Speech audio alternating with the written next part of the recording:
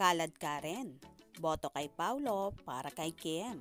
Gustong maka-love triangle ang Kim Pao.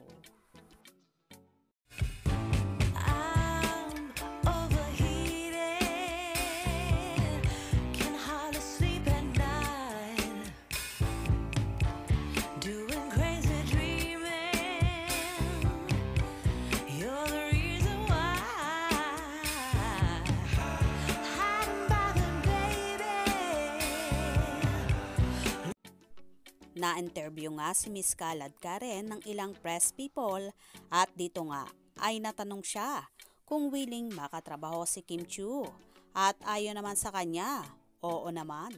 Sobrang sarap makatrabaho ni Kimi at saka naging super close kami sa fit check.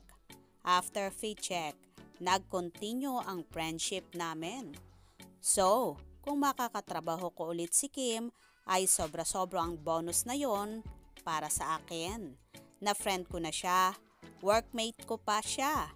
Tsaka, ang daling katrabaho ni Kim. Ako na ang nagsasabi sa inyo. Sobrang sipag niyan. Ang batayan ko ng kasipagan kapag hindi pa pagod si Kim Chiu, hindi pa ako pagod. Kasi sobrang sipag niyan, idol ko yan. Pagdating sa kasipagan at dedikasyon sa trabaho. Natanong naman si Kalad Karen tungkol sa estado ng puso ni Kim kung saan tumanggi itong magbigay ng pahayag. At sinabing, nako, siya ang tanungin nyo.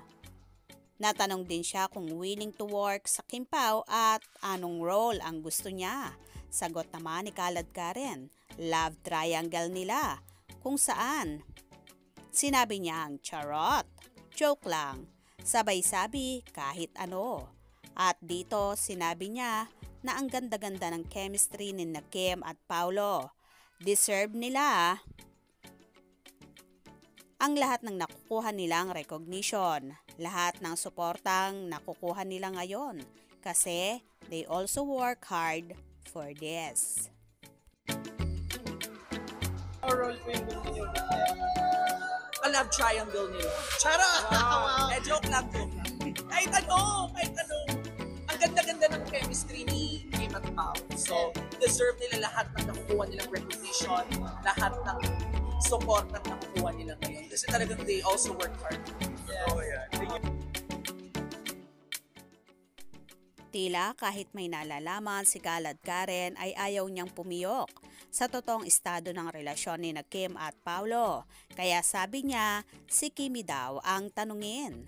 Super happy naman siya para sa kanyang friend at kay Paulo sa mga tagumpay na nakukuha ng mga ito ngayon.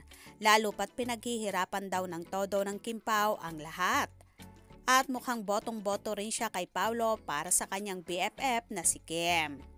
Well, sino ba naman ang hindi may in love sa isang Paulo Avellino?